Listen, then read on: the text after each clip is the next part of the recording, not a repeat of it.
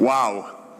I like this audience. Thank you. Thank you so much for this wonderful honor and this wonderful warm greeting, the opportunity to be with you here at truly a historic moment. This country has the presidency of the G20, and this is a truly historic opportunity and a sign of the great leadership of Africa. And I want to make one note of the arithmetic of what is involved in the meeting tomorrow. As you know, 2 years ago, the G20 expanded by welcoming the African Union to full membership, an absolutely wonderful occasion which brought the 1.4 billion people of Africa into proper representation in this group. And I had been waiting and urging that we, of course, rename the group as the G21. And it should be, except we have had a favor. Donald Trump is staying home.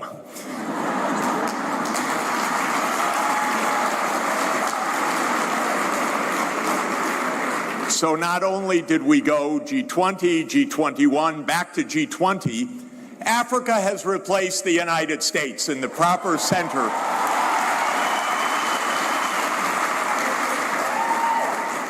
And it's going to be a wonderful meeting without Mr. Trump tomorrow, believe me. I know, because I've been hearing from my colleagues who have been at COP30 in Brazil, another meeting that the United States skipped, how absolutely pleasant the meeting was. So I'm very much looking forward to the events in the next 2 days. And I am sure that they will bring true luster to this country and to this continent. And Vice Chancellor, I'm a little late, but I'm here. When you beckoned, I knew that I would be here. I'm celebrating the 152nd anniversary of this great school, and that's even better than the 150th anniversary. So this is an added plus. What an esteemed institution this is, and what a crucial institution. And not only did the Vice Chancellor make this wonderful invitation to me, but she gave me a wonderful assignment also, because she assigned me a topic. And the topic is really in every way exactly pertinent. The topic is solidarity, social justice, and reclaiming the future, the role of universities in contested geopolitics. Vice Chancellor, I love every word of the title, because every word is truly essential for our time. As I'll emphasize, solidarity, and especially African unity, is crucial for solving the problems that we face. Social justice is at the core of our agenda. As the UN says, where I work, leave no one behind. Everyone comes forward together. Reclaiming the future is a very important concept. We are claiming the future, making the future, but also we have to understand the past and what was taken and what needs to be reclaimed, because this is also an important part of our reality. And then after the colon of those three ideas of solidarity, social justice, and reclaiming the future is the role of the university in contested geopolitics. And I want to emphasize the role of the university is unique and indispensable. And this university is absolutely remarkable and will play a fundamental, transformative role for all of Africa in the years ahead. And if I can help in any way, I want to say right at the outset, it would be a joy, a pleasure, an honor, because what you are doing is absolutely pivotal to the future not only of this country, but also to the future of all of Africa, and that means the future of the whole world. So this is really extraordinary. I want to read something to you, because it is, if I can find it, yeah. It's a passage, little bit archaic in language, but it's my favorite passage from the fundamental text of economics, but of the best kind, I think. And that's the book written 249 years ago by Adam Smith, who we call the founder of thinking about economics for our time. And he was really a wonderful thinker. He was a genius, and he was also a humanist, a very decent man. And he wrote 249 years ago in 1776 a couple paragraphs that have stuck with me my whole career, but I think are very pertinent for our discussion this evening. So if you'll permit me to just quote a rather long quote, but I'll explain why it fits exactly about reclaiming our future and the role of universities and contested geopolitics. So this is what Adam Smith wrote in 1776. He said, "The discovery of America and that of a passage to the East Indies by the Cape of Good Hope are the two greatest and most important events recorded in the history of mankind." It's a big statement. "Their consequences have already been very great." And remember, he was writing about Christopher Columbus's voyage in 1492 and Vasco da Gama's circling the Cape of Good Hope on the way to India in 1498. So he was already writing more than 2.5 centuries later. And he says their consequences have already been very great. But in the short period between 2 and 3 centuries, which has elapsed since those discoveries were made, it is impossible that the whole extent of their consequences can have been seen. What benefits or what misfortunes to mankind may hereafter result from those great events, no human wisdom can foresee. By uniting in some measure the most distant parts of the world, by enabling them to relieve one another's wants, to increase one another's enjoyments, and to encourage one another's industry, their general tendency would seem to be beneficial. So he's saying by connecting the different parts of the world, this should be, in general, a benefit. That now the Americas are connected with Europe, Europe's connected with Asia by sea-based trade. This should be beneficial.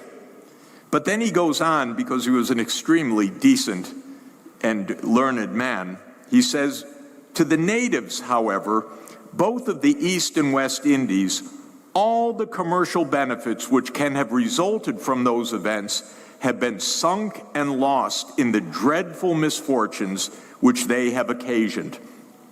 These misfortunes, however, seem to have arisen rather from accident than from anything in the nature of those events themselves.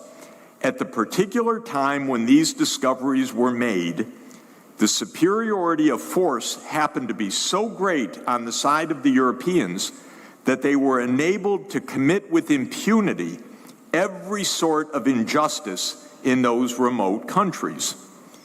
And this is what I really like. So he's saying it should have benefited everybody, but Europe went, beat the hell out of everybody, if you'll excuse me. And they did. And this began the process of European imperialism all over the world. But then Adam Smith, writing in 1776, because of his humanism and his genius and his foresight, said the following, and this is what I think is really key for us today. He said, if I can find it, "Hereafter, perhaps, the natives of those countries may grow stronger, or those of Europe may grow weaker, and the inhabitants of all the different quarters of the world may arrive at that equality of courage and force, which by inspiring mutual fear can alone overawe the injustice of independent nations into some sort of respect for the rights of one another. So in other words, he's saying things can equal out over time. Europe could become weaker, the rest of the world can become stronger, and then there can be a balance of force. And then he says, but nothing seems more likely to establish this equality of force than that mutual communication of knowledge and of all the sorts of improvements which an extensive commerce from all countries to all countries naturally, or rather necessarily, carries along with it. What is he saying? He's saying that writing in 1776, Europe dominated so much of the world. Of course, a century later, Europe would colonize almost all of Africa. So that brutality was pervasive across the Americas, across Asia, and soon after Adam Smith wrote, across almost all of Africa. But then he says this is not the inevitable long term. The world will rebalance. And how will the world rebalance? It will rebalance through knowledge. Sapientia, as your motto says, pro gentibus sapientia, for the public knowledge. So knowledge will enable a rebalancing of force and global justice. And then he says, where will that knowledge, how will that knowledge be transmitted? He says, actually through openness, through trade, through commerce. Different parts of the world will learn the technologies, the skills, so that all parts of the world benefit by the advances in human knowledge. And that sharing of human knowledge will create the just world that an interconnected world should be. Well, I love this section of The Wealth of Nations because, first of all, he got it right. 250 years later, the world has rebalanced. Not fully, but it sure is on its way. That's what we call geopolitics. Nothing less than the world rebalancing. Why isn't Donald Trump coming tomorrow? Because he has a 4-year-old mentality, and he's having a tantrum. He's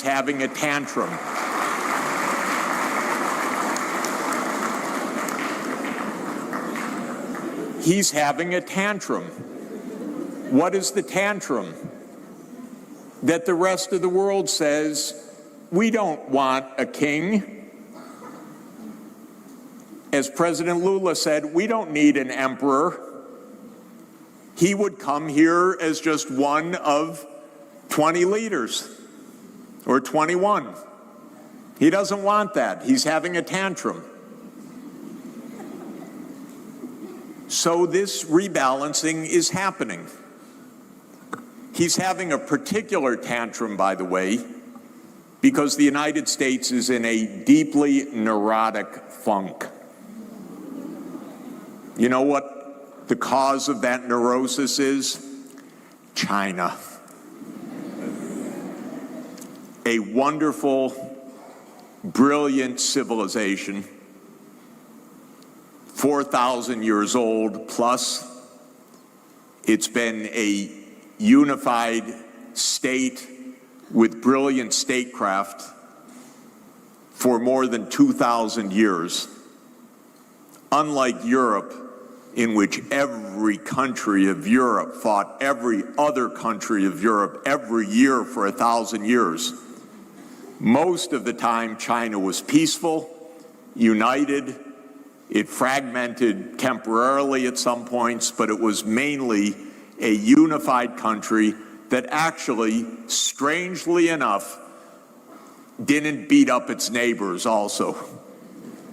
So China, for 1,000 years, never attacked Japan, for example. Can you imagine? Britain couldn't keep its hands off any place for more than a year or two at a time. It had to go beat up somebody. And the United States doesn't even take a year off. I don't know the truth yet. It could be an accident, but I don't think so. Today, a major refinery in Venezuela suddenly exploded. That seems a lot like the CIA to me. I don't guarantee it. We don't have any more news. But last week, President Trump said he had assigned the CIA to operations inside Venezuela, and a week later, suddenly the biggest refinery blows up. So the United States can hardly go a week at a time without trying to kill somebody. But China actually goes centuries without attacking its neighbors. So China went for 1,000 years without once invading Japan, a near neighbor, even though China was much more powerful. Incidentally, from 2 times, there was an attempt to invade Japan from the Chinese mainland, but that was when China had been conquered by the Mongols. So 800 years ago, roughly, they tried twice. The Mongols tried to invade Japan, and they were defeated both times. But the Chinese never tried. The Japanese actually, sadly, invaded China many times, but never the other way around. And the Chinese never invaded Korea. And the Chinese did invade Vietnam once, but that was 615 years ago. And then they had a skirmish for 1 month in 1979. Other than that, that's the so-called enemy of the United States. So that's why I call it a neurosis. China's the least threat possible. Doesn't threaten anybody. Doesn't attack anybody. Hasn't been in any war for 46 years, and the war that it was in 46 years ago lasted 1 month. That's when Vietnam toppled a government in Cambodia that China viewed as an ally, and so it punished Vietnam for a month for having overthrown their ally in Cambodia. Other than that, no wars for more than 4 decades. But we're in a funk because the American idea is you have to be number one so you can boss everyone else around. And by the way, we learned every trick we know from the British, who did that for 200 years before that. So that's where the geopolitics comes in. What Adam Smith is saying in 1776 is we need to look forward to a future in which there is equal force, mutual respect, social justice. And we're at that hinge moment of history. Because to my way of thinking, we are at the end of 3 major cycles. First, with these momentous discoveries that Adam Smith talked about, these sea routes that the Europeans found, that began a period of European ascent in the world history and world economy, because Europe was nothing special economically or geopolitically in 1500. You would not put it as likely to succeed or to dominate. But those events changed the course of events. Then in 1750 and really in 1776, oddly enough, the same year that Adam Smith wrote The Wealth of Nations, a very skilled engineer, we would say today, but he didn't have that title, a man named James Watt, working at the University of Glasgow, fittingly at a university, stuck a condenser on a steam engine that had been invented decades before, and suddenly the steam engine became incredibly efficient, low cost, and suddenly the industrial age was feasible because of that great invention of the steam engine. That happened, that commercial steam engine of James Watt, which is why we talk about megawatts today, because of Mr. Watt and the power that his steam engine brought. That came in 1776, and Britain was the first country to industrialize, and it really did beat up the rest of the world after that, because the industrialization, the power that came with that, the industrial military led to a worldwide imperialism that dominated the 19th and the first part of the 20th century. And at its apogee, the British Empire had 1/4 of all the people in the world under British imperial domination. Of course, India was a big part of that 25% of humanity. So that's the second part of a cycle. And then, because Europe has a very hard time making peace within Europe. It's really a sickness, actually, I'm sorry to say. We love Europe. My wife's born in Europe, my family comes from Europe, but they fight each other so much. Not my wife and me, but every two countries bear a grudge. Yesterday, I was texting with a friend of mine who wrote to me because he was giving a lecture in Poland, in Warsaw. And I said, yes, it's so sad, the hatred of Russia in Poland. And he said, oh, but remember what Russia did. And he said, you have to remember in 1792. That's what he wrote. And I wrote, get over it. You don't have to fight every time because in 1792, you fought because the Russians would say, yes, 1792, but in 1610, you invaded us. And that's true, by the way. Poland started it.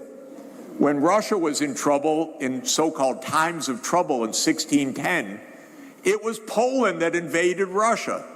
Then Russia invaded Poland 150 years later, and and they can't stop.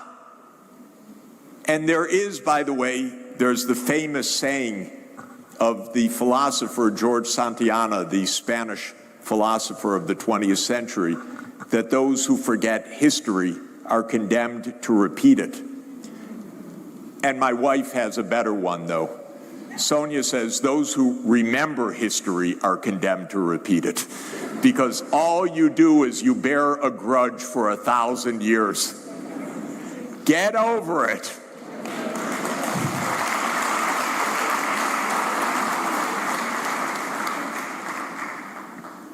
So I think that so I was going to say Europe destroyed itself in 2 civil wars, which we call World War I and World War II. And by the end of the Second World War, Europe was so broken that decolonization came. Not, by the way, because it was inevitable had there not been the wars, but Britain was bankrupt at the end of 1945 after 2 world wars. And Europe had lost any claim whatsoever, not that it deserved it ever, but any claim that it was a civilizing mission or anything else. Not only was it a completely reckless and cruel incivility of the imperial age, but they couldn't even within Europe behave with any decency and slaughtered tens of millions of people. So at the end of World War II, imperialism wasn't quite over, though. Europe lost its colonies step by step. Sometimes there were wars of decolonization in Africa. Sometimes it went more quickly and somewhat peacefully. It all depended. But there was one more empire that was going to stand, and that was the United States empire, because the U.S. became a world empire, and not only a world empire in 1945, and again, having learned the tricks of the trade from Britain, it was a world empire that aspired to dominate the world. And the policy of the United States was there should be no rival. So this was not quite possible because one major power, the Soviet Union itself, did not want to be dominated by the United States. And rather than making peace between the U.S. and the Soviet Union, which were allies in World War II, remember that, they were allies. The U.S. and Britain said, we're enemies of our ally, the one that had actually broken the back of Hitler's army, because the Soviet people lost 27 million in World War II. They bore the brunt of World War II. They defeated Hitler, but the U.S. and Britain did not know how to make peace. They said the Soviet Union's the new enemy, and a Cold War emerged. And I put a lot of the responsibility on the U.S. side for this, because what Russia or the Soviet Union wanted was for Germany to be demilitarized and neutral. And the United States said, no, Germany will be remilitarized and part of our new military alliance, NATO. And the Soviet Union said, now you're a threat to us again. And that led to decades of Cold War. So we lost what could have been the peace. But the United States saw the Soviet Union as, of course, the enemy. The Soviet economic system was not so great, and the U.S. was out to break it in any event through controls on technology and isolation, containment it was called. And as of 1991, the Soviet Union had an economic collapse, and it collapsed into 15 successor states. And I mention this because at that moment, the United States said, oh my God, now we made it. We're alone. We run the world. And believe me, that's how they felt. And that was an illusion, a delusion. They thought Russia, that's a nothing. And they thought China, don't they grow rice there? That's an impoverished country of villages. We don't even have to worry about that. We are the sole superpower of the world. Well, that's not how economics works, actually, because Adam Smith's insight is completely right, which is that if you are fortunate to have open trade, peace, and good economic policies, you get a lot of catching up by the transmission of knowledge, technology, and the opportunities for rapid advance. So while the United States wasn't watching, and I know they weren't watching because they're not very clever there in Washington, I have to tell you, and they don't understand much of economics at all. They weren't paying attention, but China was growing at 10% per year, thank you. And if you do that, you double the size of your economy every 7 years. And if you do that for 35 years, which China did, you've doubled 5 times. And doubling 5 times means you've grown 32 times. And if you continue beyond that, China has increased the size of its economy 40 times since 1980. 40 times. It's now a bigger economy than the United States. It's a much bigger industrial power. It is technologically more advanced than the United States in most sectors, not all, but in most sectors right now. When you drive your vehicles 10 years from now, they will be Chinese electric vehicles. And even if you happen to drive a Tesla, that's a Chinese vehicle, by the way, with Elon Musk at the top. But it's the gigafactory in Shanghai that gives it even a chance to compete. So China made it, and that's why we're at the end of yet another cycle. The European imperial age is over. The British imperial age ended in 1945, and the U.S. imperial age is ending right now.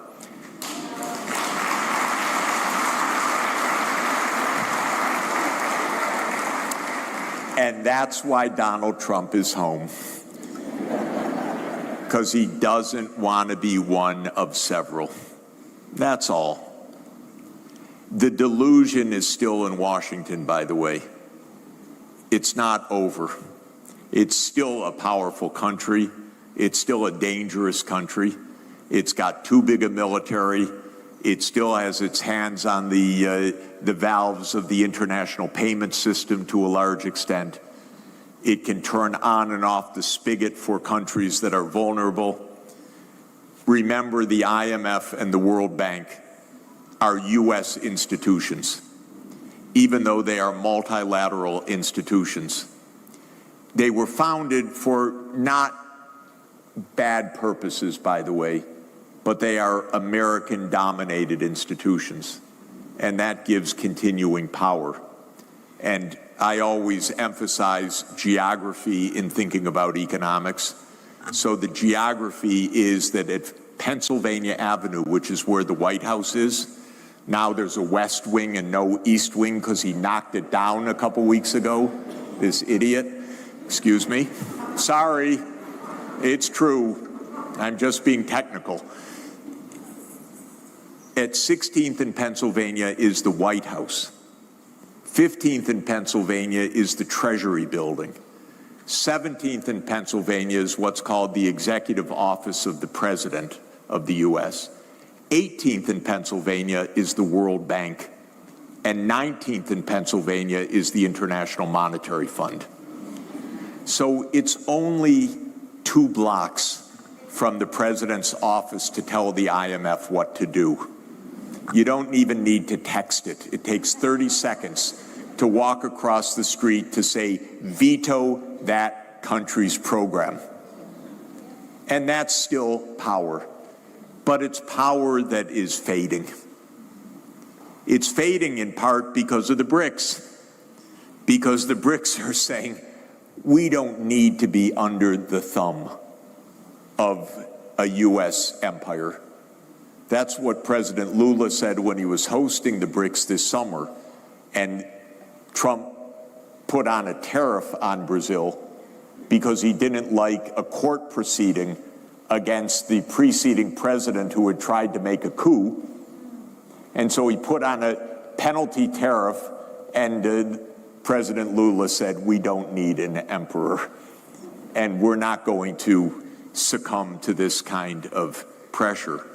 So the BRICS, of which you are an esteemed member, the S in BRICS, remember the 10 BRICS countries,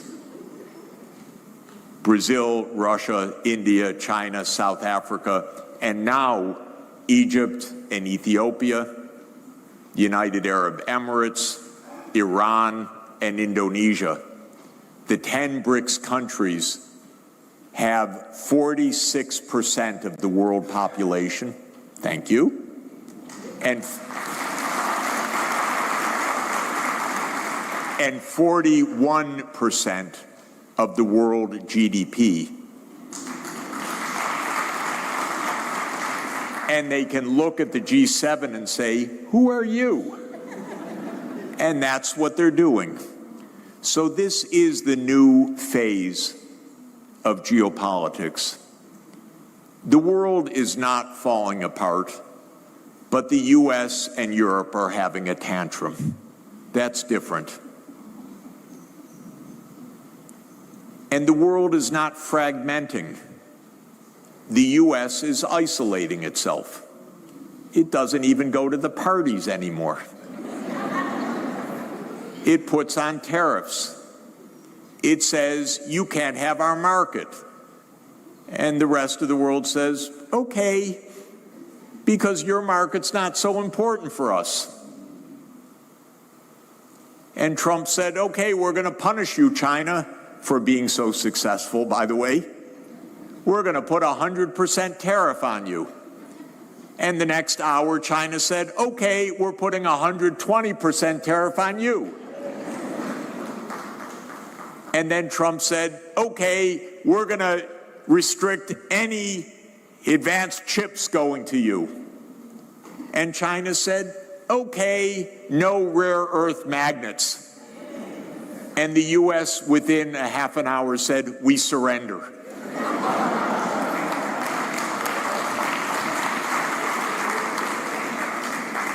By the way, I had no idea there was anything called a rare earth magnet before all of this happened. So I had to ask ChatGPT what it was exactly. It turns out it's absolutely essential for all manufacturing, for automotive, for military, and so on. And China makes them. The US doesn't make them. And so turned out the US learned a bit of a lesson there. Again, yet another reason why Donald Trump is staying home. So this is why we're at such a historic juncture. But the world is really not fragmenting. It's remaining open and it's trading. It's just that one corner of the world is very surly. The part that used to dominate just can't figure out what's going on. And Trump is, of course, trying to flex the military muscles in a disgusting way. The U.S. is still militarily powerful, no doubt about it. The wars in Ukraine and Gaza are imperial wars. The war in Ukraine came because the United States said after the collapse of the Soviet Union, we'll move all our military bases up to the Russian border. And by the way, in 1990, when Germany was reunifying and President Gorbachev was president still of the Soviet Union, the United States promised President Gorbachev, if you, the Soviet Union, agree to the reunification of Germany, which had been divided after World War II in the Cold War, and required the Soviet approval because that was how World War II ended by treaty in 1990. The only real treaty that ended World War II was in 1990. They needed the Soviet agreement. And to get the Soviet agreement, the United States said to President Gorbachev, we promise NATO won't move 1 inch eastward. Not 1 inch. And if you want all the documentary record of that, go to a website called National Security Archive of George Washington University, and go to a website that is called What Gorbachev Heard. And you'll find 42 documents or so that say all of what I just said, that the U.S. promised NATO would never enlarge. But as soon as the Soviet Union ended and the United States said, we're all alone in this, then they started exactly what they promised they wouldn't do, which was eastward enlargement of NATO. And that's why there's the war in Ukraine. It's a disgrace. And it is killing the Ukrainians. And it is part of the famous adage of Henry Kissinger, which you may recall, that to be an enemy of the United States is dangerous, but to be a friend is fatal. Ukraine said, we'll be a friend, and now they're dying because of that. Because they said, okay, NATO enlarged. The United States said, we have your back. And probably 2 million Ukrainians have been killed or gravely wounded in this completely unnecessary and reckless war. And the United States is doing the same with Israel in Gaza. And let me thank you, South Africa, for standing up for justice.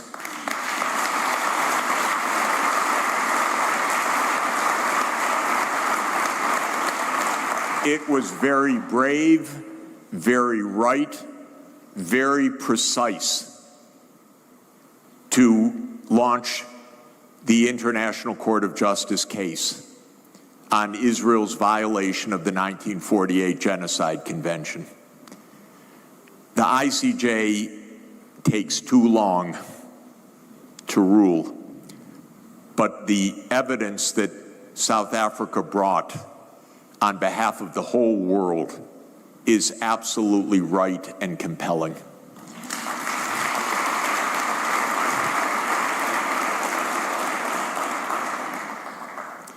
So we're in the age of rebalancing, and that's why I liked the title, Reclaiming the Future, because it's not only claiming the future, it is reclaiming what should have been. Had Adam Smith been listened to because he was very decent, this would not have been 200 years of imperialism. This would have been open trade, exchange of ideas, exchange of knowledge. There would have been development in all parts of the world. The imperial age delayed that terribly. I don't have to recount any of that for you here, especially. But I would just say that, to my mind, the greatest crime of imperialism, and imperialism is filled with criminality of the worst kind, but the greatest crime of imperialism, in my view, is the denial of knowledge and of education to the people. Because the basic idea of imperialism, of course, is plunder and extraction and domination. And the basic mechanism of that is to disempower the people. And the most basic empowerment of people, individually and as societies, is knowledge. It is exactly what you say, sapientia. It is knowledge for the people is the most powerful way to advance. It's the essential standard of economic and social development, and it's precisely what the imperialists denied. And by the way, when imperialism ended in Africa, when you looked at the scene, and there's a fascinating study by UNESCO called Illiteracy in the World in 1950, which you can find online because this new organization, UNESCO, in the middle of the 20th century, made a study of worldwide illiteracy. Most of sub-Saharan Africa had illiteracy rates of more than 90%, some between 95 and 100%. That means that when independence came, there had been no education for the people, other than the tiniest exceptions. You know this. This was the mechanism of control. This has made every challenge a challenge of gaining knowledge and of spreading information as absolutely the core of reclaiming the future. So let me turn to the part after the colon of this title, and that is the role of universities in a geopolitically contested age. The role of the universities is the most fundamental institution of societal transformation for the future that we want. The future that we want is a future of sustainable development. Sustainable development means that the future should be prosperous, that yes, we don't reduce poverty, we end poverty. That's sustainable development goal number 1. That we have social justice, that we attend to the environmental crises, which are extremely serious and worsening dramatically, and that we live in peace. That's what sustainable development means. Prosperity, social justice, environmental sustainability, and peace and cooperation.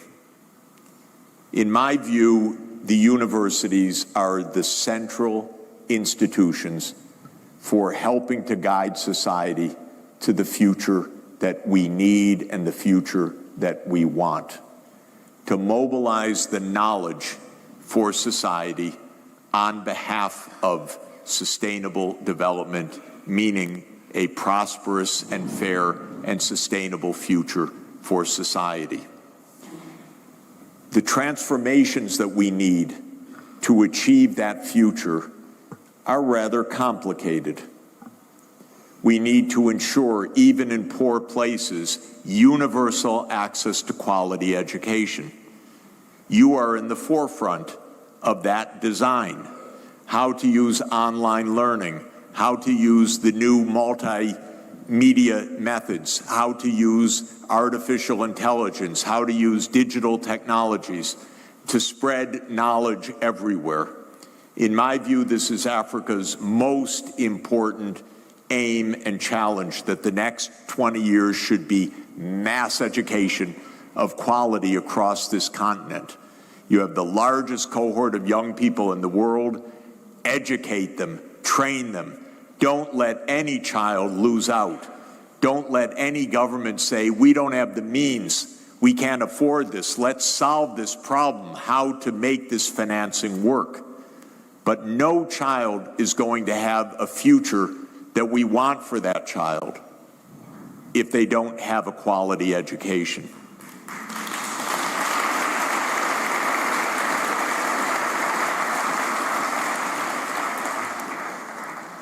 And we need transformations in the same way for universal access to health care and public health, the area where Sonia, my wife, has been working for so many years and working in villages across Africa, showing that at very low cost, by deploying digital technologies, by using the advances as they come, AI or telemedicine and so forth, it's possible to expand access dramatically to health care at very low cost because the tools become better and better.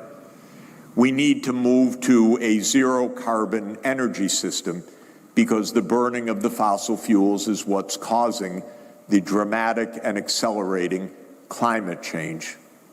And there again, Donald Trump was paid for by the oil industry to be put in the White House, so we don't ever know whether he knows anything. But when he says that climate change is a hoax, which he said from the rostrum of the General Assembly, the main reason he's saying it is not even his ignorance, which is unbounded sometimes, but because he was paid to say it by big oil lobbies. But what he's done is to say to China and to Africa and to Europe, you take the future. We'll just close up and deny reality. But this is a transformation that needs to be made. And we need to have advances in agronomy and in sustainable agriculture and land use. And for this continent, this is really essential. You have, of course, unique ecosystems, home to so many species, and they're under threat because of farmlands encroaching, deforestation, even collecting wood for charcoal when solar power would be vastly more effective and efficient. And so we need the transformation of the land use patterns for sustainability. And Africa is going to be welcoming hundreds of millions of people into the cities of Africa in the coming 30 years. And believe me, the rural areas are going to have a significant decline of population, if for no other reason than agriculture is going to be very substantially mechanized in the next 25 years. Robots are going to be doing a lot of the heavy labor. And that means people will be living in cities, and cities need infrastructure, they need design, they need not to get completely clogged up with congestion, they need public transport. I love cities that don't depend on private automobiles, by the way, but depend on public transport that enable walking and bicycling and active mobility, as it's called, but give options other than individual car ownership, because that's a very expensive path to development. So that's another transformation that is needed. And we are going to be in the digital world. And as we were coming up in the elevator, VC, I saw the sign for your program in Information Sciences, the Bachelor of Science in Information Sciences. That's a great skill. And it's a great program. And that is going to be transformative all over the continent as well. So what is the role of the universities? It is to train, to discover the pathways, to innovate, to incubate new businesses in all of those transformative areas, in education, in healthcare, in energy systems, in agronomy, in urban design, in e-governance. You should make all of those things, and your students should make those things. And the universities should be the great incubators of companies that go off and design new ways to do all of this. And I've learned, as I've mentioned in the last few days here, something I've advised governments all over the world for 40 years, actually, this year, because I began that activity actively in 1985 in Bolivia, and I've advised probably well over 100 governments since then. Governments don't think.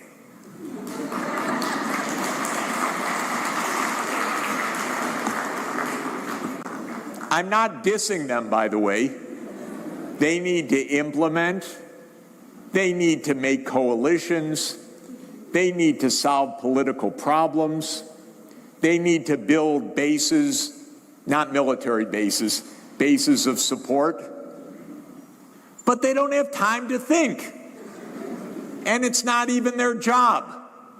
And it's not even their qualifications. So we should do the thinking for them, thank you.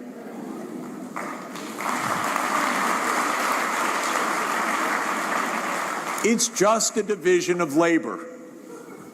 I've worked really with very wonderful governments and wonderful politicians. They don't hold seminars and workshops and deliver papers and analyze and argue about the data. They don't have time for any of that. But if the university comes and says, we've done a thorough study of how to make efficient design of Pretoria, or how to convert this part of the country to renewable energy, then they can implement that. We can't implement anything, by the way, but we can come up with the right designs, the training, the logic, the technology, help the businesses. We are not the implementers, actually. I hope we're the educators, the thinkers. I hope that we can inspire young people, because it's their future, after all. And I hope that we can be practical and show the way forward. Now, one last word that I want to emphasize in that wonderful title that I was assigned, and that's solidarity. Solidarity applies to us as a community. I know that UNISA is a community, and it is 400,000 strong of students, which is absolutely remarkable. and a great tribute to the profound role of this institution. I want solidarity. I want solidarity across countries and across the world. And for Africa, solidarity for me means African unity, true African unity. African unity started as an organizational form in 1963. The United States, Britain, and France hated it. They don't want African unity. When they saw leaders that would unify like Patrice Lumumba, they killed them or they overthrew them, because empires like divide and conquer.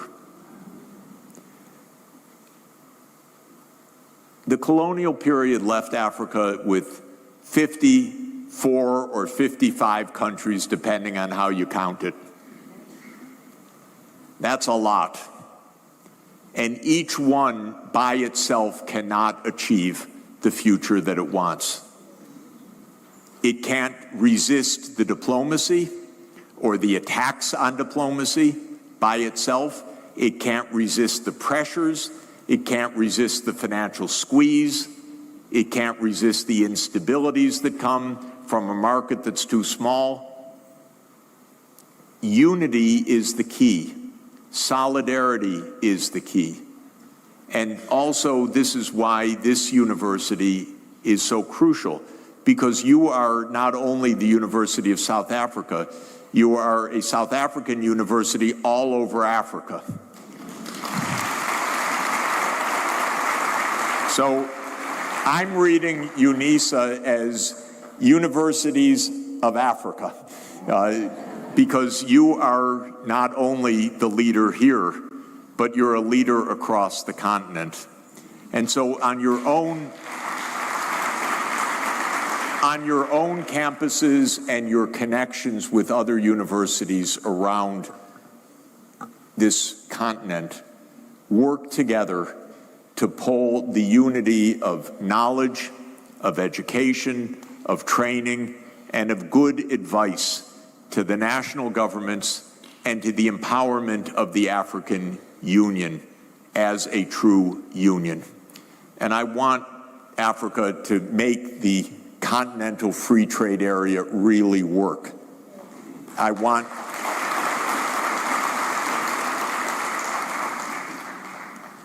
this continent is the same size as India and China in population.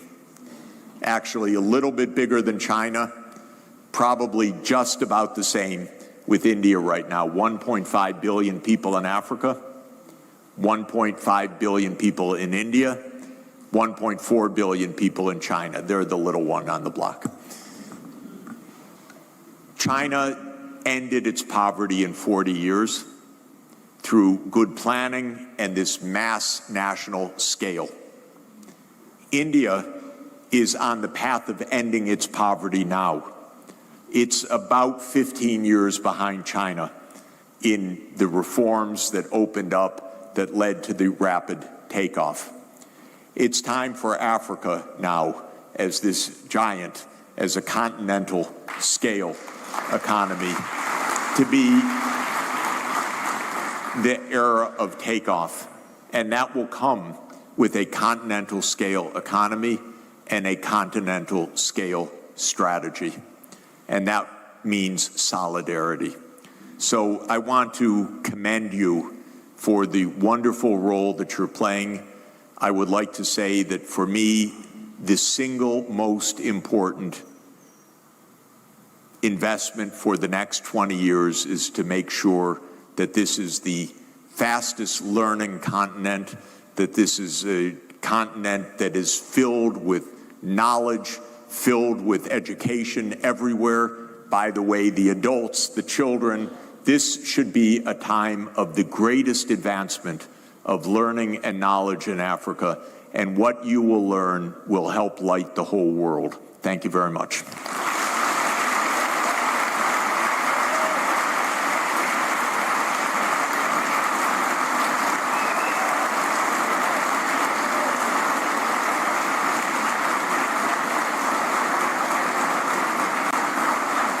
Wow, what a speech, what a powerful speech. That was the from, 2025 UNISA Founders Jeffrey Lecture, Sachs. delivered in such an effervescent manner by Professor Jeffrey Sachs, renowned economist, author, public policy advisor, thought leader and luminary on poverty eradication and social justice, with many, many quips at world leaders, delivered with so much levity and energy. Thank you very much.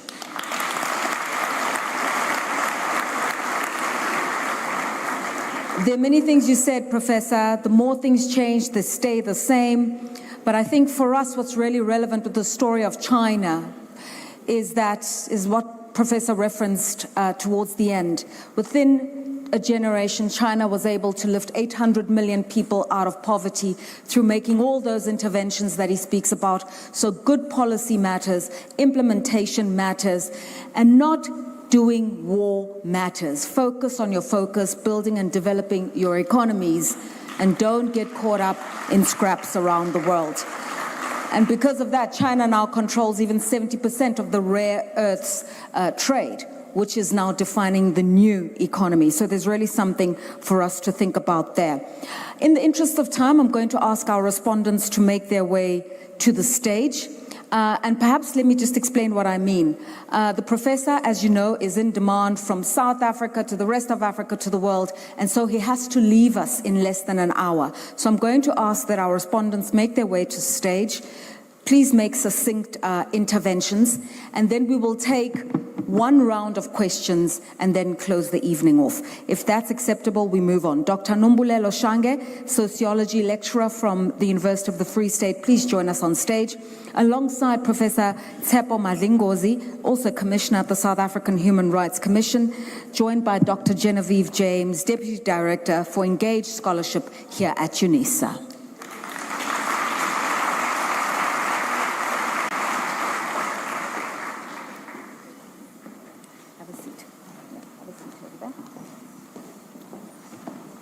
Okay, it appears we don't really have microphones on stage. So what I will do to our respondents, I will ask you just to follow the leader and respond to the speech that's been given: solidarity, social justice, reclaiming futures, the role of universities in contested geopolitics.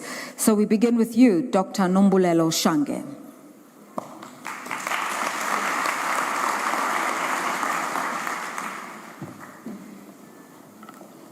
Thank you. Thank you for having me. I'd like to thank Prof.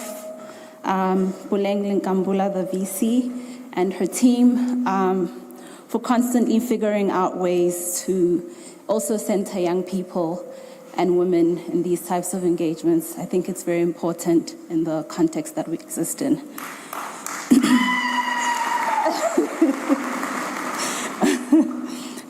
So before I start, maybe just very briefly, because of time, my own positionality as a scholar is a decolonial scholar. I also consider myself a feminist scholar, and also a scholar that works quite a lot in African thought and African spirituality.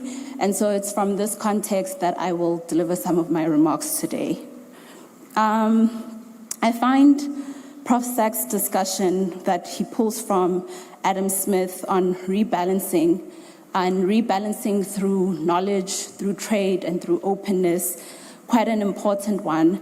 And while I was listening to him speak, I was reflecting on this in relation to where we are as South Africans, especially when it comes to openness. And it left me a little concerned and scared, because I see many parallels between the discussion that he gave about global politics, how the West has divided, has conquered, and has created conflict throughout the world.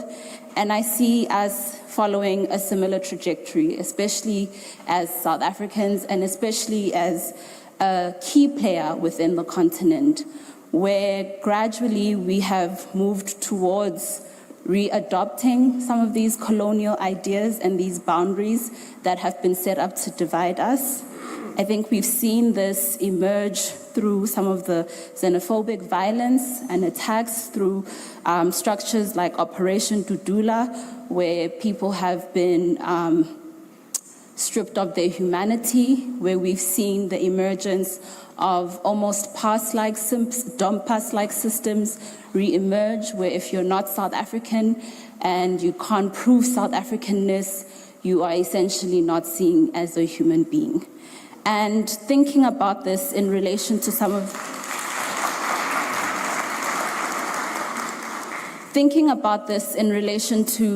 Prof. Sachs' discussions around economy and the importance of us rising as a global power alongside other countries within the global south, I ask myself, are we not working against our own interest? Are we not eroding our own African ontology of Ubuntu? And I'm not talking about the whitewashed Rainbow Nation version of Ubuntu that has been sold to us as a way of forgetting the past. I'm talking about the Ubuntu that is instilled in the works of scholars like Makgobe Ramose, that says to us, Ubuntu is an act of constant service, it's an act of constant progress and process, and it's a way for us to reimagine who we are as a collective and not as individuals that are self-seeking. And so this is the context that I'm speaking on Ubuntu on. I think we have lost this version of Ubuntu. And I think in this emergence of xenophobic violence, in this trying to distinguish and separate ourselves from the rest of the continent, we might put ourselves at risk of being a part of this new world that Prof. Sachs so beautifully narrated and painted for us. I do find a little bit of discomfort with Prof. Sachs' discussion on sustainable development. There's the parts of sustainable development that I think we can all agree on. We all need gender equality. We all need healthcare. We all need many of the things that are articulated, particularly in the Sustainable Development Goals. But at the same time, sustainable development often feels like a top-down approach where we as Africans must accept what the predominantly Western world has dictated for us. And this is where I'll close my remarks. I also wonder and question, because so much of what sustainable development encourages us to do is based on a type of reformist capitalism, and because capitalism in our context was ushered to us through coloniality, I wonder, can we actually move towards the sustainable development if it is based on a system that was built to violate, dismember, and essentially exterminate us?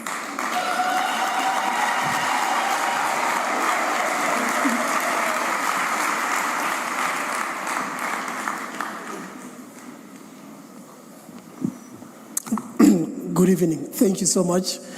We've been told that we've got about 5 minutes, so I won't speak for long. I just want to respond to 3 ideas that came from the talk. The first idea, this idea of rebalancing. The second idea is to start where the professor started on Adam Smith and colonialism. But then the third one, to speak a little bit or respond a little bit to the question of the university. But I think the starting point is that this lecture is very timely, VC, because next year we are observing 30 years of our democracy, not democracy, 30 years of our constitution. And of course, the central value in the constitution is the idea of social justice. However, we need to start here to say there's a big disjuncture between constitutional promises and the reality on the ground. And I thought you were going to talk a little bit about that, Aus Lerato. which is that South Africa continues to be the most unequal country in the world. Land hunger and land injustice continues to be a big injustice in South Africa. Last week, my office launched a report on the state of education. And what we report does not make for good reading. It shows that at the basic education level, most of the schools in South Africa are not operating well, from infrastructure, overcrowding, issues of security, no enough teachers, and so forth. So the lack of equitable access to education continues to be a big challenge, even before we come to universities. Big challenge. I like where you started, Prof, with the idea that social justice, or this is how I understand it, social justice is a symptom, but the cause is the unfinished business of de-imperialism, the unfinished business of decolonization. Unless we understand that, we'll miss everything. Social justice or social injustice is the symptom, not the root cause of the issue. And of course, as the chancellor of this university puts it, the global apartheid started in this long 1500th century. And therefore, when we talk about rebalancing, is it about rebalancing or is it about fundamentally ending this unfair world? That is a question that we need to debate. The second response that I want to put forward is on the opportunities that come with the diminution of American power. And of course, we see this power diminishing. America has withdrawn from UNESCO, has withdrawn from WHO, has withdrawn from Human Rights Council, so many bodies. Sanctions against ICJ judges is an opportunity. Have we taken that opportunity? I'm less optimistic about where we are as far as the African Union. The African Union was supposed to take this opportunity. Let's be very clear, the African Union is chronically dysfunctional. The African Union has failed to stop genocide in Sudan, the war in the DRC, and so forth and so forth. Where is the AU? BRICS, an opportunity that has not borne a lot of fruits. How do we reimagine BRICS? But then finally, the role of the university. This year marks 10 years of fees must fall, or put differently, 10 years of fees not falling. So the universities themselves, as a side of contestation VC, as a side of social injustice in many universities, one statistic says 38% of students in our universities suffer from hunger, literal basic hunger. 38%, that's a lot. A study that came out 2 years ago, GBV in our universities. But also our universities have failed to make a transition away from neoliberalism and managerialism themselves. So when we say universities must contribute towards solidarity, towards social injustice, we need to say, how do we fundamentally rethink our universities? There's more to say, but just say, let me end it there. Thank you.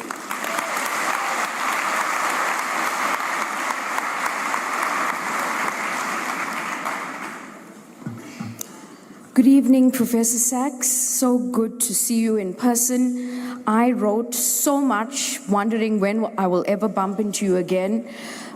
So welcome to the University of the Land, the University of South Africa. And Prof, I'd like you to know that not only are we the University of the Continent, but we have our students and alumni all over the world. Over 1 million alumni have come from this university. Prof, I really like your attitude. You're really cool. You got this boomer thing about you. You've seen it all, you've done it all, and you have got things figured out. Me, on the other hand, I'm struggling. I'm really struggling. I feel the reverberations of fragmentation, even when you say there is no fragmentation. I also celebrate that you come from a free land, because you openly, you show your love for your president all the time.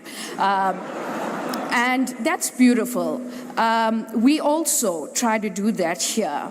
But we have to watch our backs as well.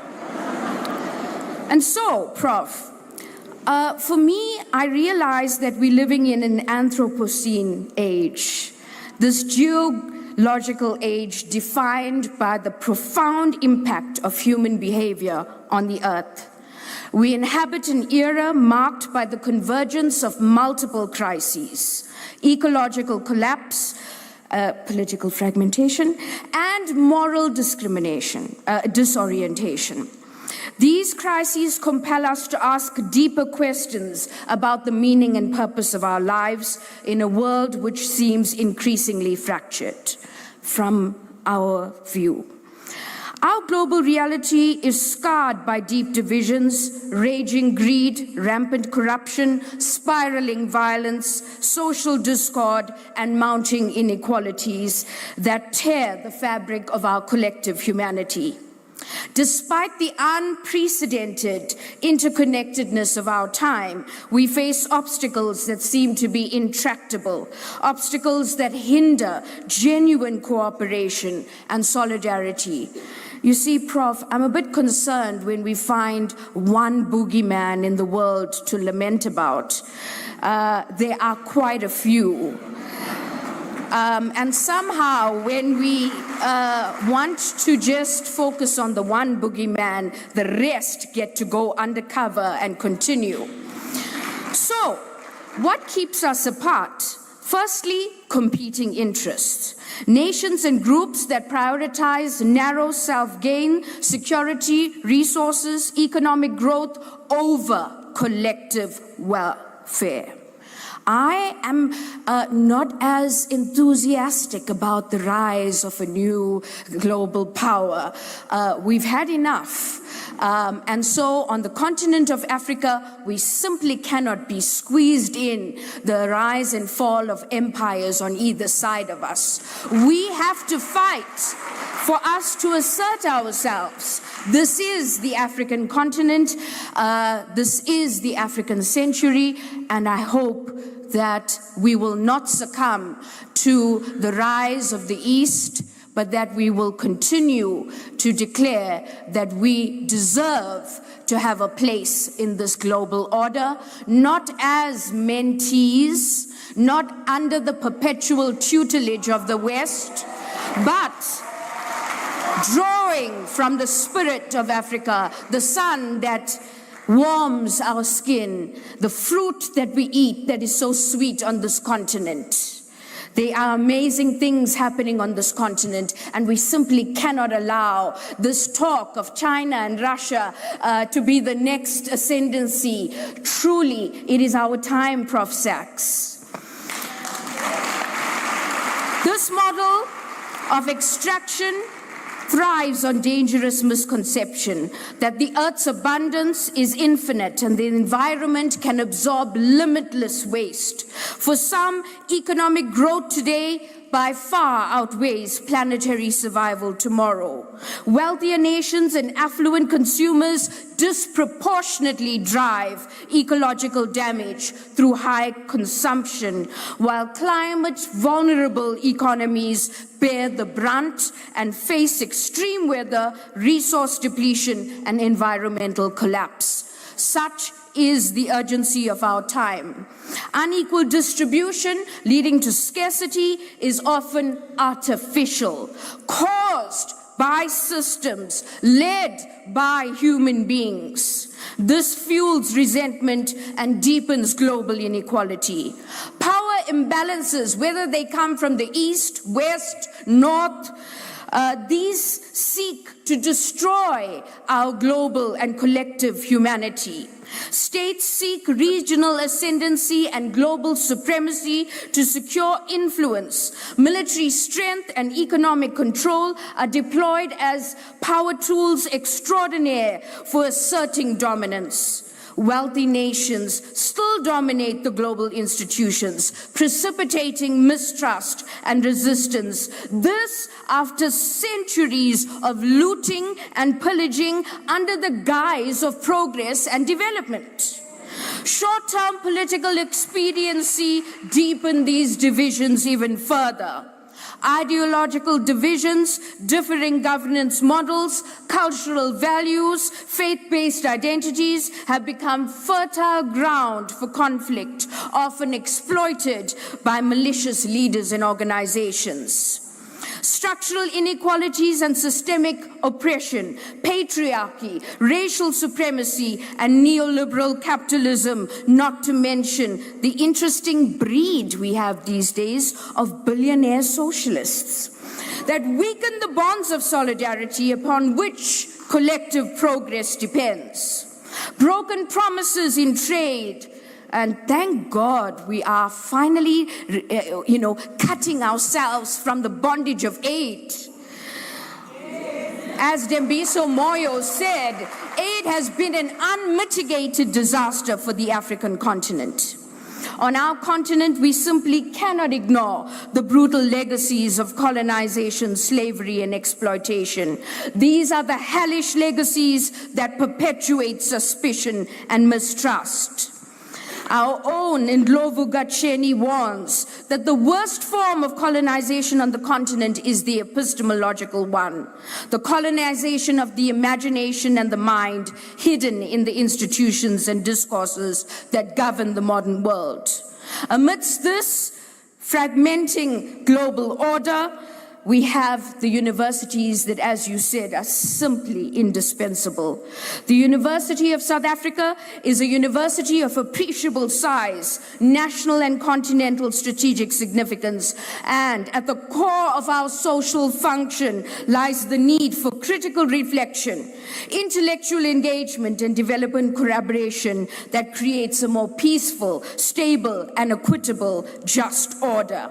Now, since I've already been tapped to get off, I'd like to, since you're in South Africa, momentarily take you back to Chicago.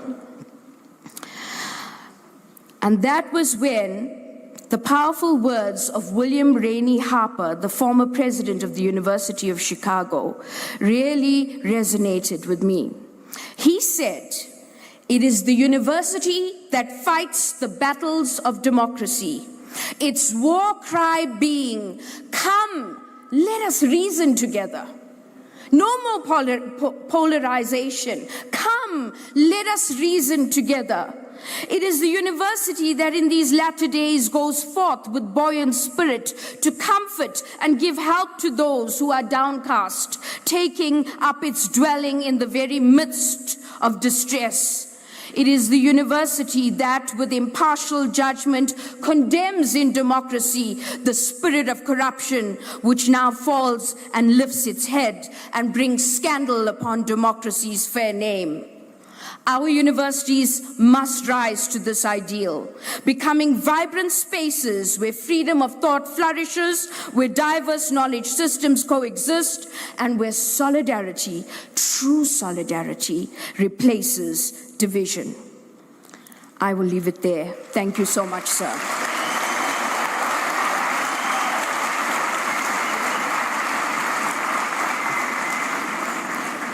All right, thank you very much I'll go in the reverse order in how we've heard the responses from Dr. Genevieve James, who is the Deputy Director here at UNISA. Before her was Professor Tsepo Madlingozi, a Commissioner of the South African Human Rights Commission, and then kicking off the respondents were Dr. Nombulelo Shange. And I think when I listened to the speeches on inclusion in public policy, on shared prosperity and justice and fairness in how policies are crafted, implemented, and how we resource public institutions, to remembering that we have been loaned planet Earth, and however we manage our politics and our power, we have to make sure that we are responsible in the way in which we extract resources from the Earth. So I think actually it's the essence of sustainability, Prof. It is people, planet, and shared prosperity. Thank you very much for those interventions.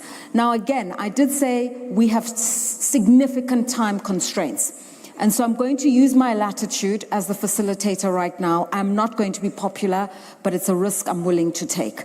We're going to take 4 questions because there's 4 sections to this auditorium. 1, 2, 3, 4. That's it. And when you do pose your question, please, no preambles. We know Jeffrey Sachs is a rock star economist. Do not tell us. We know it. We've heard it. Ask the question. Yes, sir. Question over there. And over here. Yes, please stand up. Please stand up. And remain standing so that the microphone reaches you fast. Over here, please stand at the back there. I see you.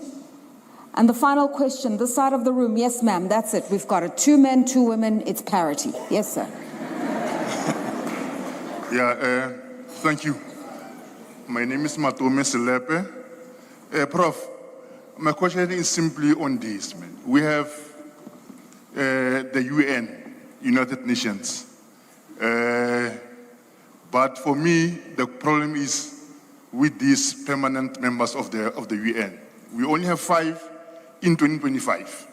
And, when you look at what Israel has done to Palestinians, and you think that they've got an ally who can take a veto power in a resolution that says Israel is committing genocide in Palestine. So my question is simple.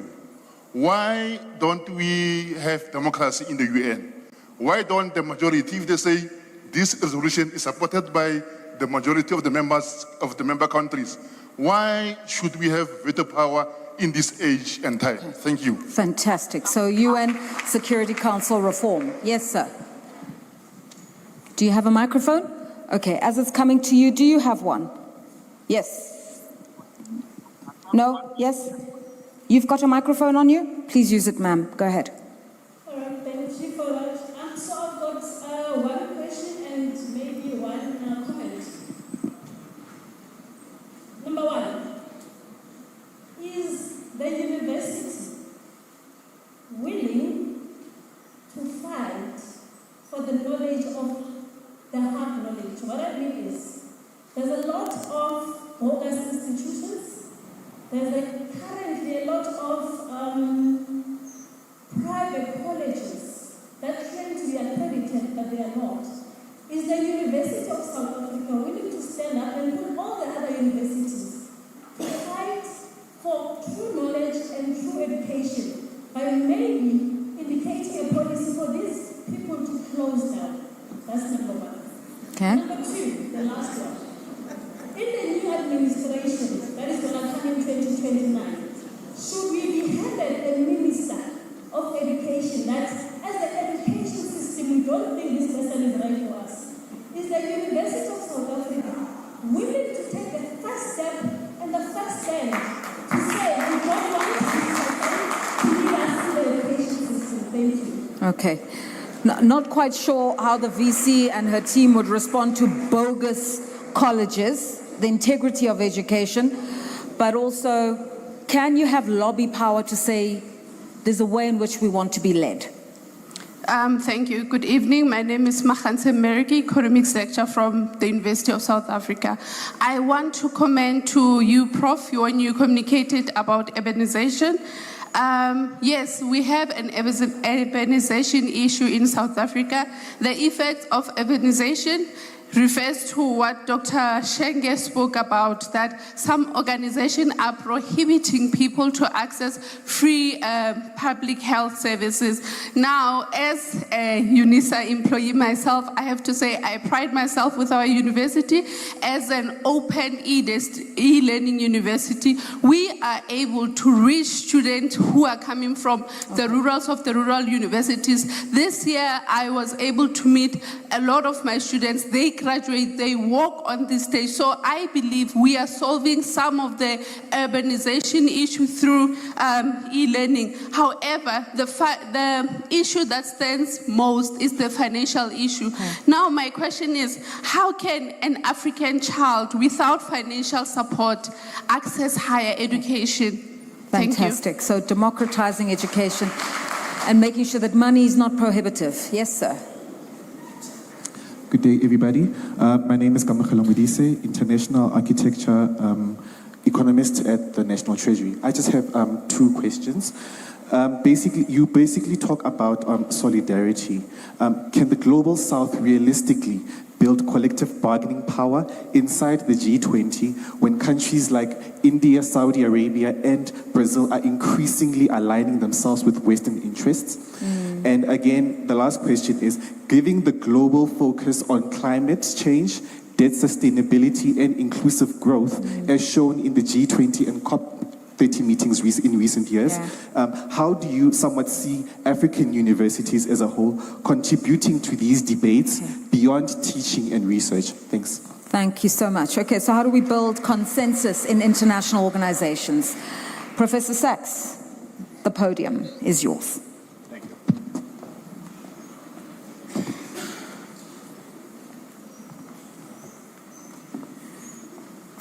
Thank you very much for wonderful questions, and especially to the respondents also for wonderful observations and responses.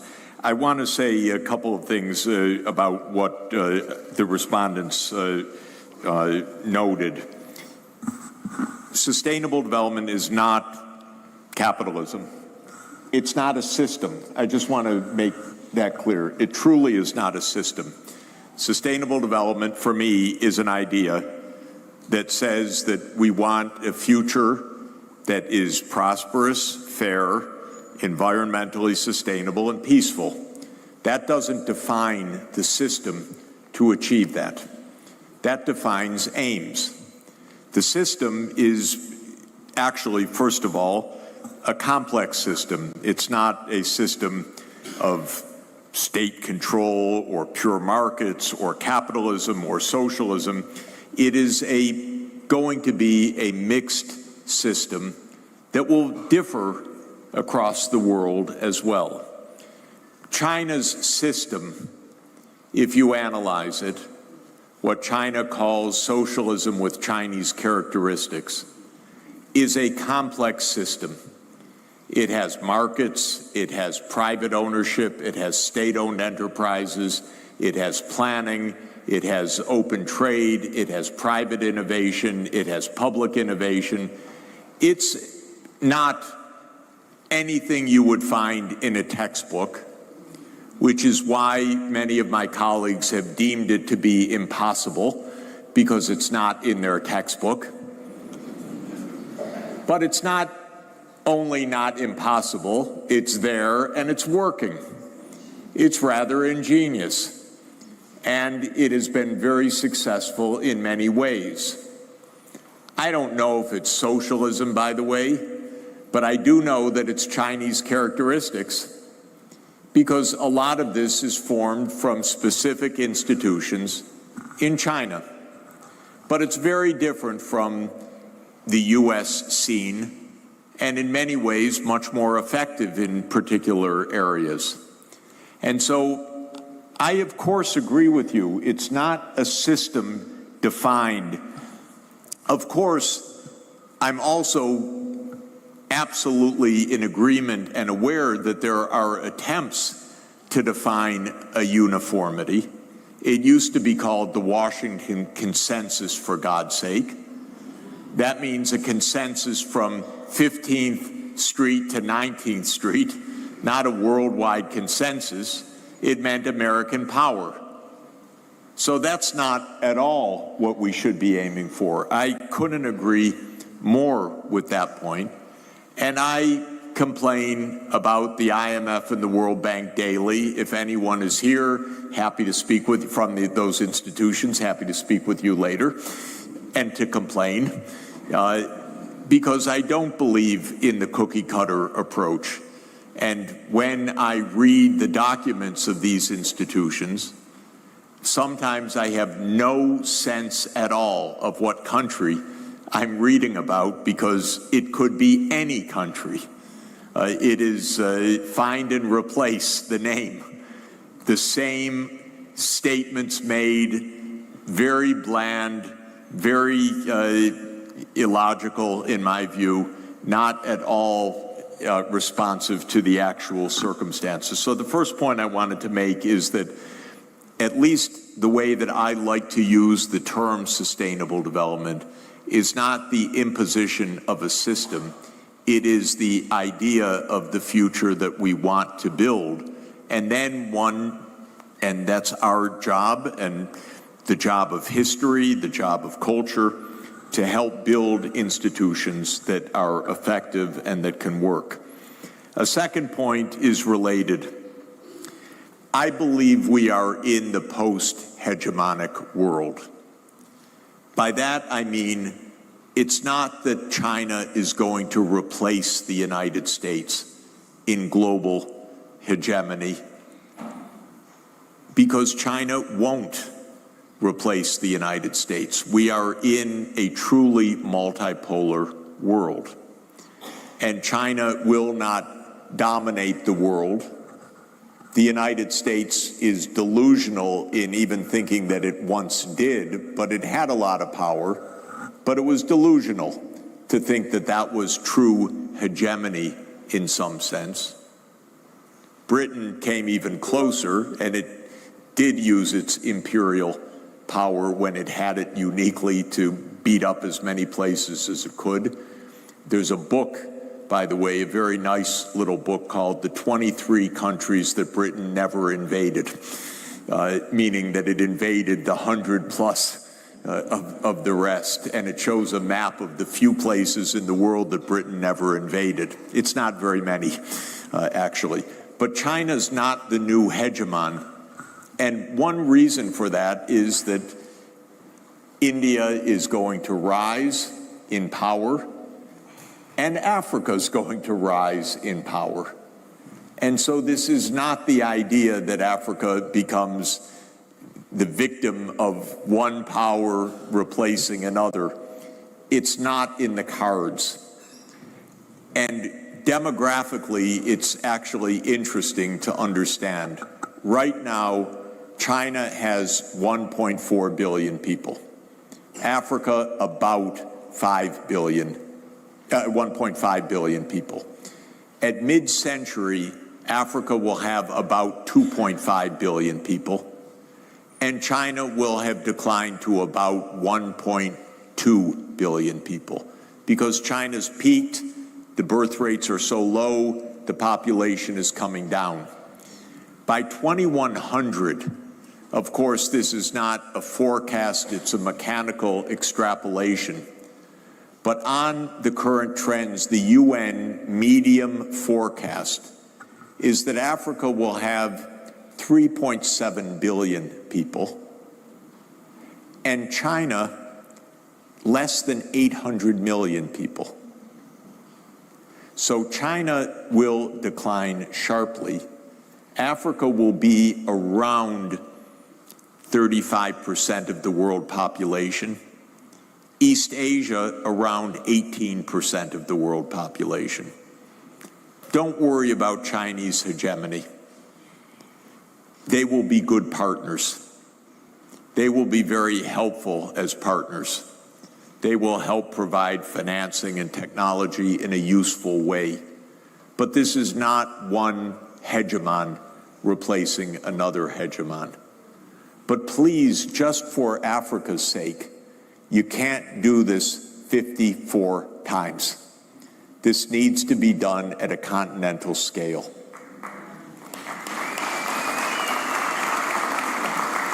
So that's really the point that I'm trying to emphasize. Let me say a few words about the United Nations, where by the way, they owe me $25. Because for 25 years I worked for $1 a year and they never paid me. So they owe me $25, but I still love the place. I like very much the idea of international law and the peaceful resolution of conflicts and the UN Charter.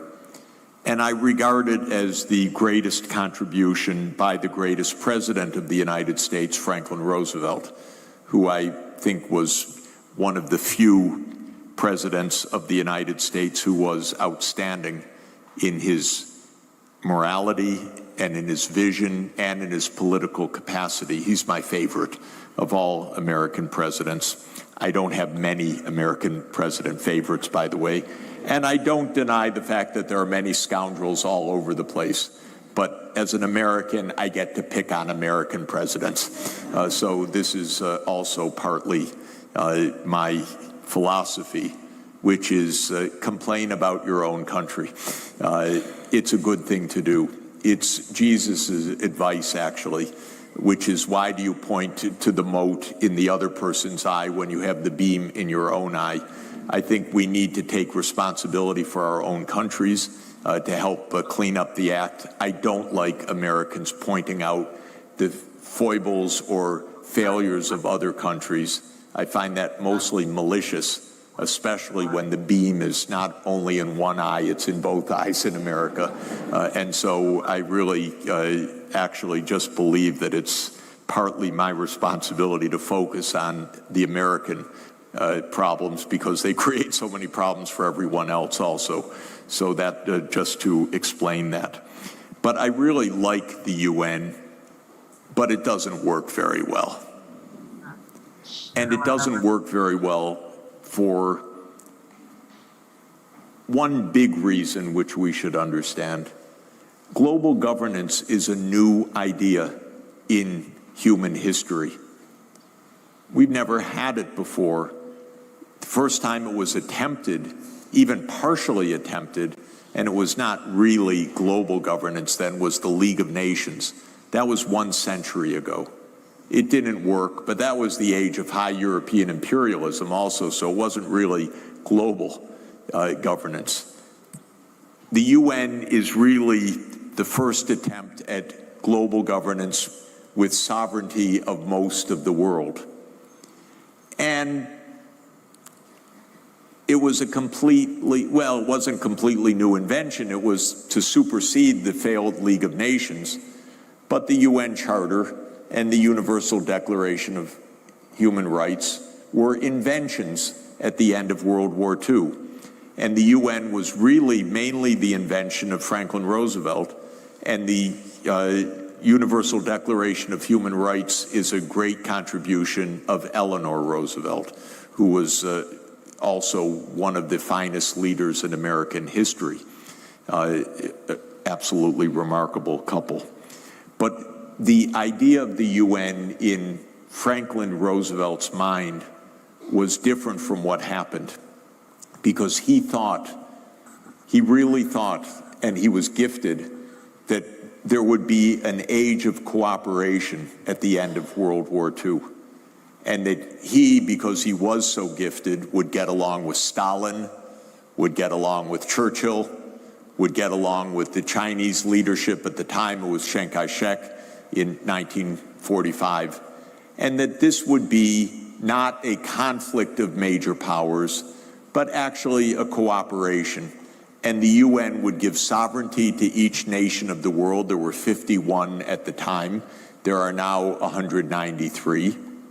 But that the great powers wouldn't be at each other's throats, and that the veto was not going to be the compelling issue of the United Nations. And the saddest part for the UN is that Franklin Roosevelt died on April 12th, 1945, at the age of 63, because there wasn't anti-hypertension medicine at the time. and so he dropped dead of a stroke as a still young man. And his vision was not realized because America went into military mode and anti-Soviet mode almost immediately. Of course, Stalin, he could have done better, but the United States could have done a lot better also. And so we went into global confrontation quite early. And the UN wasn't well designed for that because the major powers were each given a veto, but it wasn't expected in Roosevelt's mind that that would be paralysis. What he expected is that there would be normally cooperation, but it turned into a lot of paralysis. And the other major problems of the UN is lots of diplomacy, not much money or power. So it's not only the great power confrontation, but the UN is a lot better at stating goals than it is at implementing them. And the Sustainable Development Goals, to my mind, are really good goals.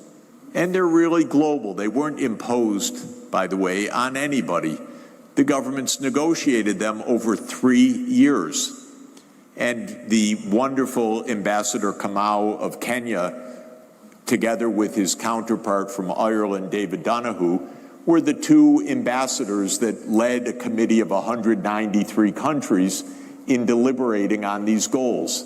So the goals are not imposed by the United States or imposed by anybody. They were really negotiated. And they're very nice goals, by the way.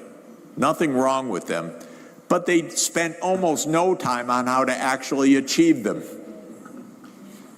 So they stated nice goals. But the UN is not an implementing body by and large. Of course, I don't want to insult anyone at the UN, which I love, because they work very hard in the Food and Agriculture Organization, the World Health Organization, but there's no funding there. UNESCO can't provide the funds for a poor country to achieve quality education. WHO can't fund the healthcare systems. And that is part of what the problem is. We need to make the UN more effective. And there are two ways to make the UN more effective. One is to make the major powers that have a veto right now behave themselves.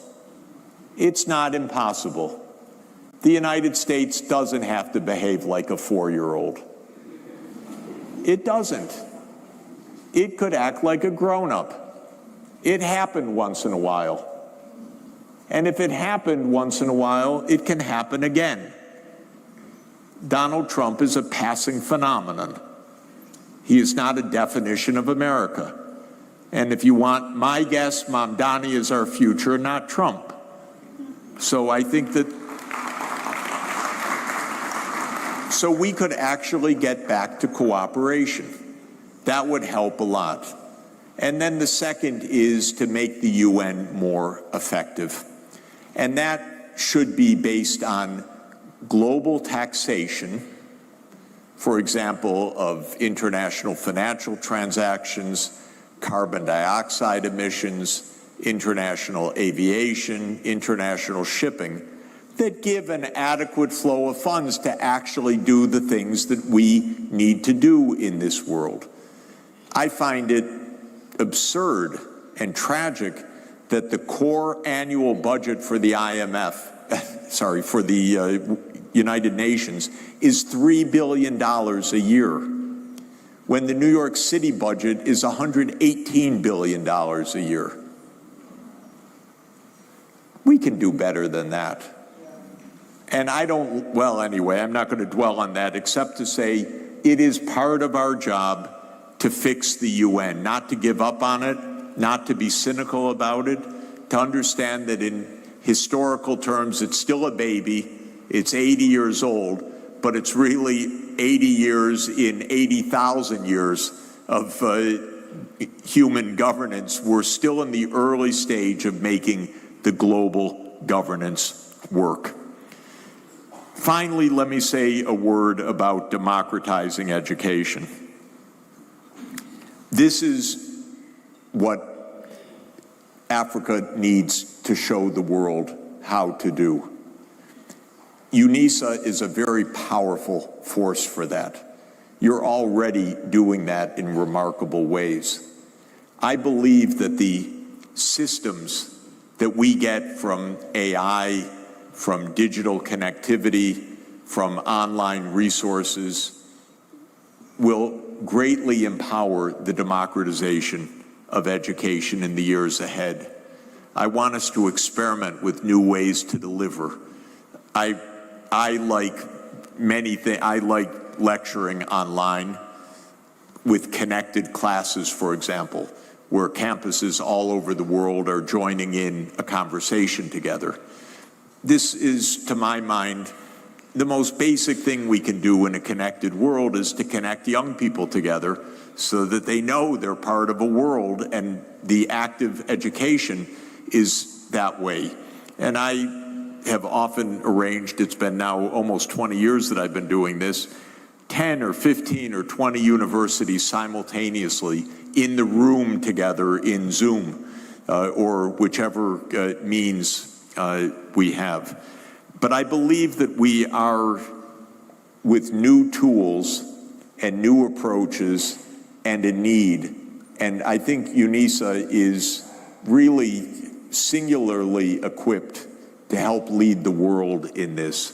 I would encourage you, this is the purpose of this university, it is the ethos of this university, it is the practice of this university to democratize education. And I would like to do anything I can to help you to expand your mission, expand the reach, inspire other universities around the world, and to use the new tools that we have as creatively as possible, because I think wonderful things will happen with education in the years ahead. I think we have new ways of teaching and learning that are extraordinarily exciting, and I really do count on you for showing the way. Thank you very much.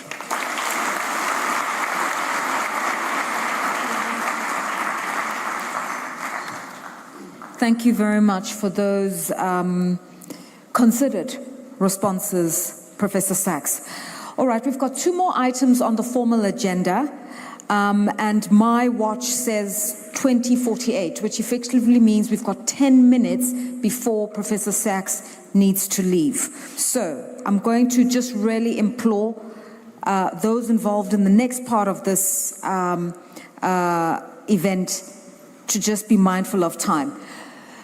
And so a week ago, the Chancellor of the University, a political luminary, former head of state, President Thabo Mbeki, presented the Calabash Awards, awards given to people who are really distinguished in their respective careers, and it's across various disciplines, economics to music, people who have really just excelled. So with that in mind, I'd like to invite the chairperson of the UNISA Council, Ndati Dan Musia, joined by